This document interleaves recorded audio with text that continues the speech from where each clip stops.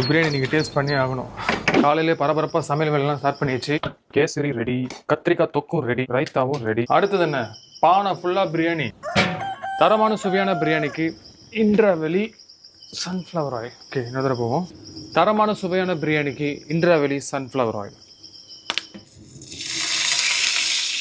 எண்ணெய் சூடாச்சு, வெங்காயத்தை இறக்கிடுவோம்.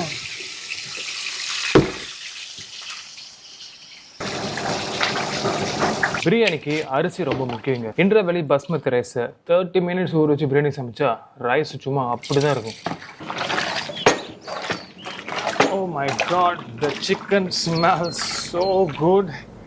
இந்த பிரியாணி நீங்கள் டேஸ்ட் பண்ணி ஆகணும். God, so good.